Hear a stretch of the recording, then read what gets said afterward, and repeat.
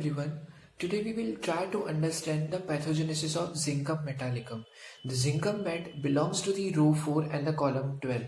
In the row 3, they have got their own identity, that who am I. Now after that, in the row 4, we have to maintain our own security, we have to get our own protection so that we can sustain in this world. So for this security and the protection, it can be in any form, like in the form of shelter, home, in the form of money. Security can be in the form of any relationships. So that can be seen in the row 4.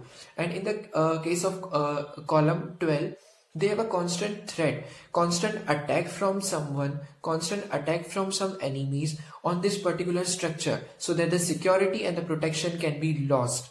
But due to this continuously attack on the structure, they have the thinking, constant thinking is present in them, that why I am losing this security again and again, why this is happening with me again and again, that I am not able to maintain this security. So I have to maintain this, and I have to go for such work so that I can maintain my security or protection. So there is a tremendous anxiety for maintaining this protection, and in this anxiety they have constant thinking.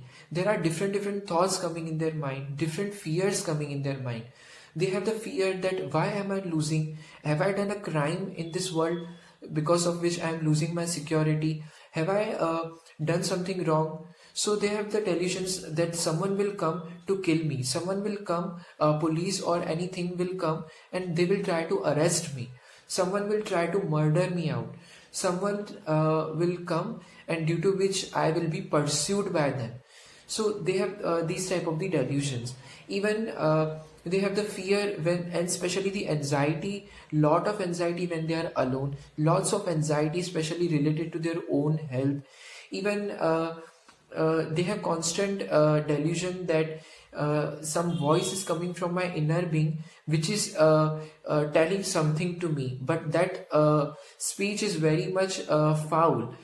Speech is very much in the abusive language, due to which I feel that someone is trying to attacking me.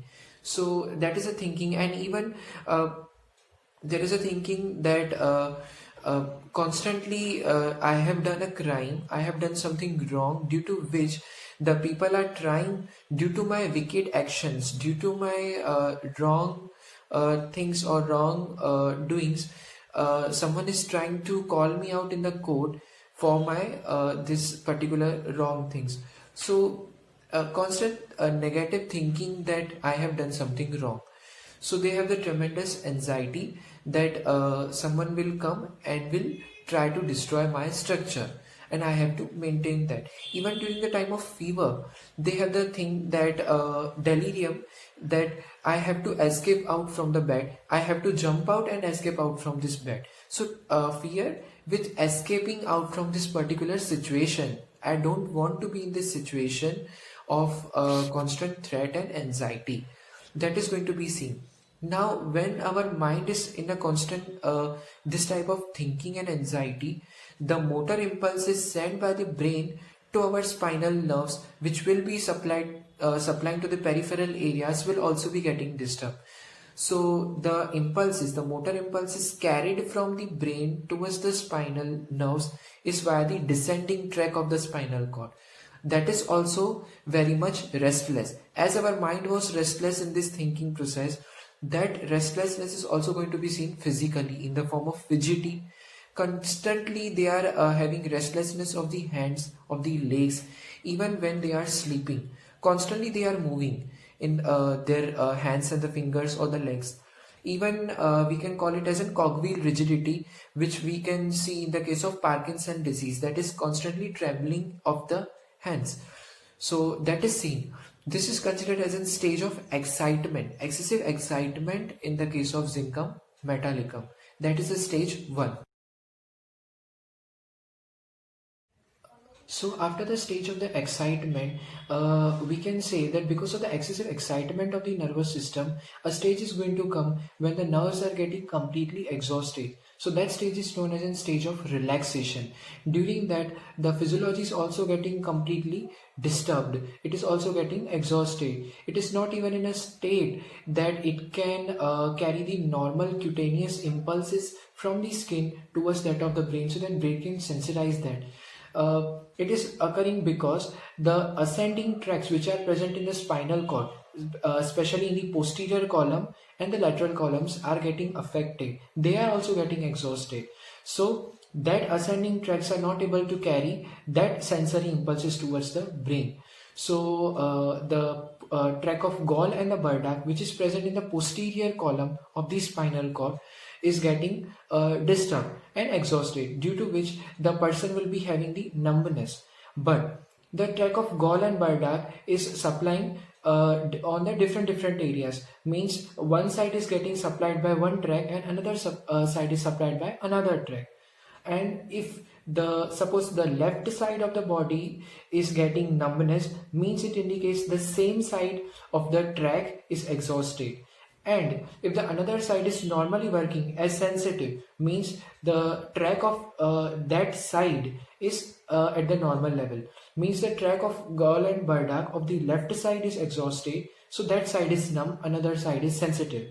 So it is the one tract. Second, there is a tract of lateral spinothalamic tract present in the lateral column of spinal cord, which is having the function of pain and temperature sensation. So that is also getting disturbed. So the person will be having no sense of pain. They cannot feel pain anywhere because of the defective vitality. And the temperature is also not sensed by them. Because of that, they have the coldness of the extremities present over here.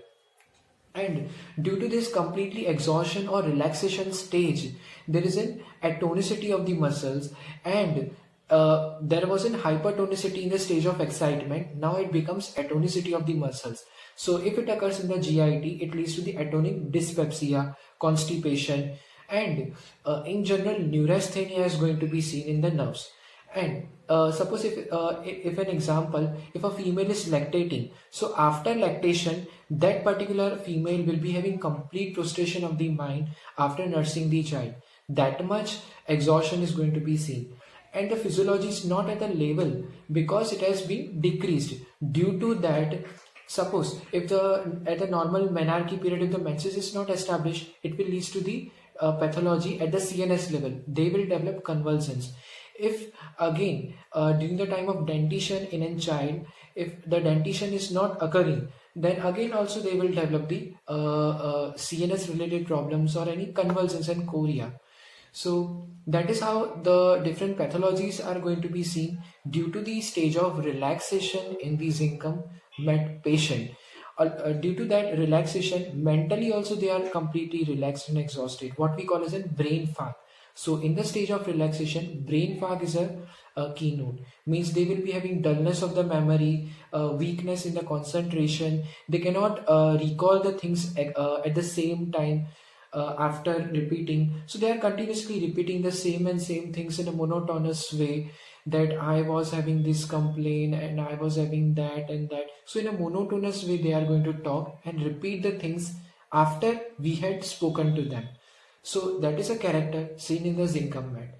So these were the two stages of stage of excitement and the relaxation, and this is how the Zincum mat works in our body. And it is also seen that due to the Zincum deficiency, it is mostly occurring because the albumin is getting deficient, because Zincum is attaching with the albumin and circulates in our blood. But because of albumin deficiency, zinc also gets deficient. So the physiology gets disturbed and person suffers. So this is how Zincum mat works. So hope you like, and thank you.